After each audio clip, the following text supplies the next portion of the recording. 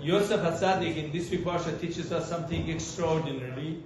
His brothers have been going and coming back, and he's looking for the opportunity to reveal who he is. And then this week Parsha it comes at the moment that Yehuda is talking to him.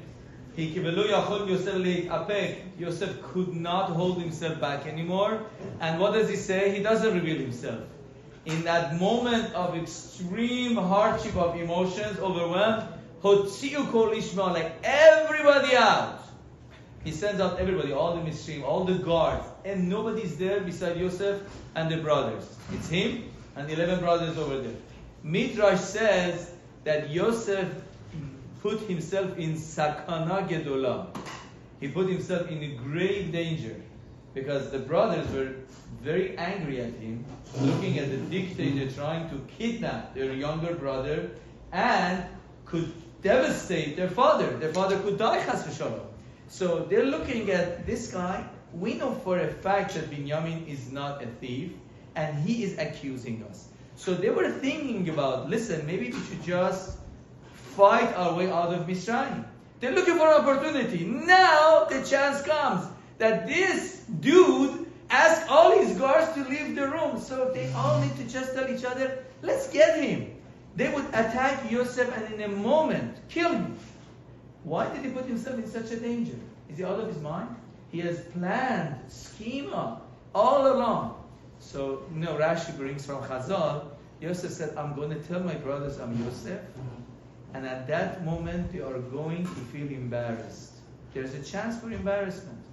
I cannot make them embarrassed in front of the Mishrim. In front of the Mishrim, they should not be embarrassed. Even if there is a suffix sakana. We are not Yosef. We cannot do such a thing. But at least in our families, we could be careful. We want to give musa or a comment to our spouses, to our kids, to our siblings, to our friends, not to say things that could make them embarrassed. We think that once I have a right to correct somebody, I have a right to embarrass them. It's worth it.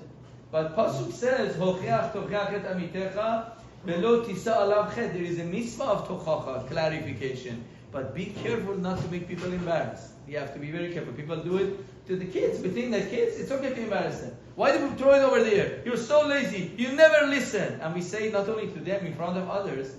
I will tell our spouse, the food is like this. Why do you clean up? I don't.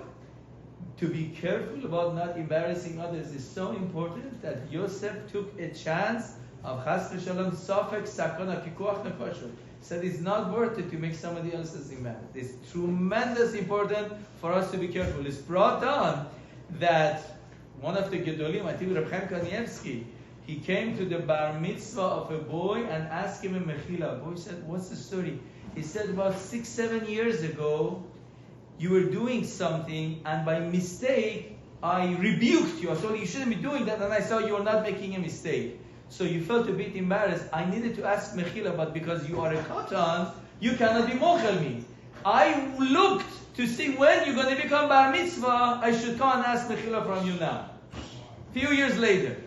So that means embarrassing children is also important. We can also create that feeling in our kids or anyone else's kids for that reason.